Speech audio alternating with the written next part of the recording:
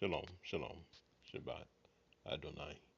Welcome to the Sixth Exodus program. Thank you for listening. The name of this segment is Part 2, Sykes Picot Agreement. Um, Concerning the Sykes Picot Agreement that the British and the French made with the before the Ottoman Empire War, World War One, and the unbelievable decision that the people made with the Western world. You know,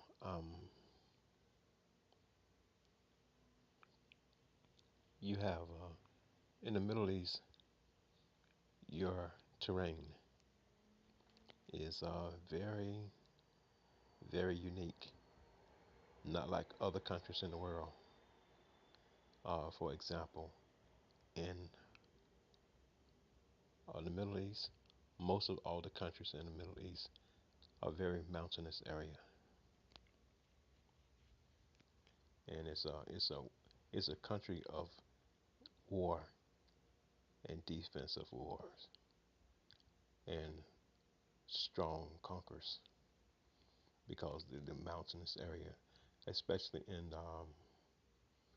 Jerusalem and in Israel. Well, Jerusalem also because of the mountains, but in Iran, in Iraq, very mountainous area, especially in the northern parts. But concerning the agreement, the Sykes-Picot agreement is that the land is yours.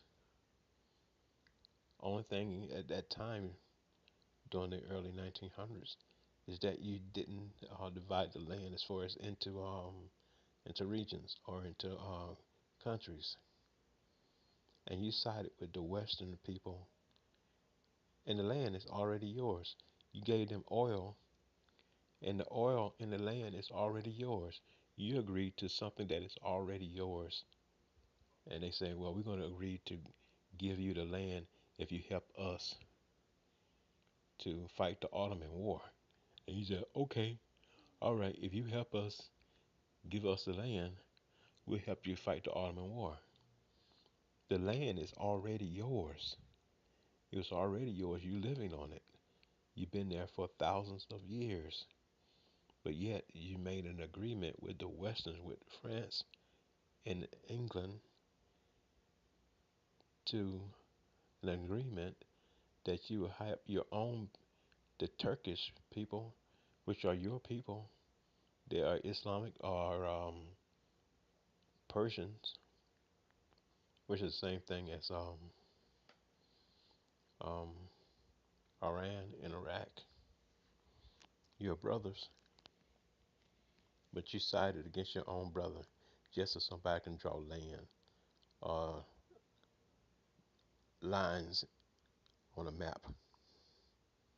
That's all they did. The only thing they did was drew lines on a map, and he gave them your country in our country.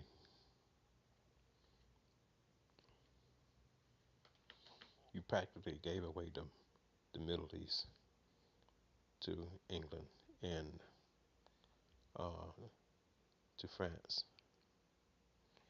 and almost gave it away to Russia. They was in on it, but they backstabbed Russia, and so Russia didn't get anything out of the deal. But they knew about it, and they was in on it as far as the land draft and who and what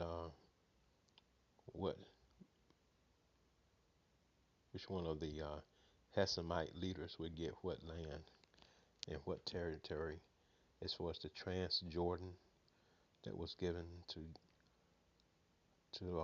people in Jordan and the Lebanese, which are the PLO. That's where the Palestinian, that's where they come from, Jordan. And so the people, you would think like what they say is that they have been fighting for thousands of years, and neither one has been there 1,000 years. barely 100 years. Well, Israel had been there 70 years, according to the United Nations in 1940, 1947, 1948, where they was given a charter. But they received uh, the Balfour Agreement, and England gave them the land, and the United Nations approved it, and that's how the Jewish people became into Israel. Not before that, never was there before, but they knew people who've been there. Okay, we'll end this segment now. It's a short segment, but this ends the segment on the Peak Sykes Picot Agreement before the Ottoman War began, and Abdullah and Faisal, not very smart boys, and the Hessamite,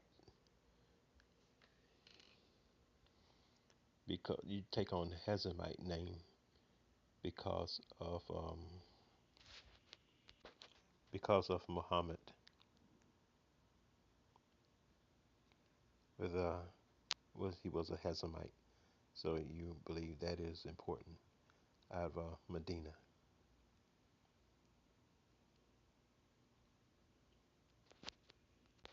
I can tell you this: you're going to be ashamed in a few days when the Lord returns.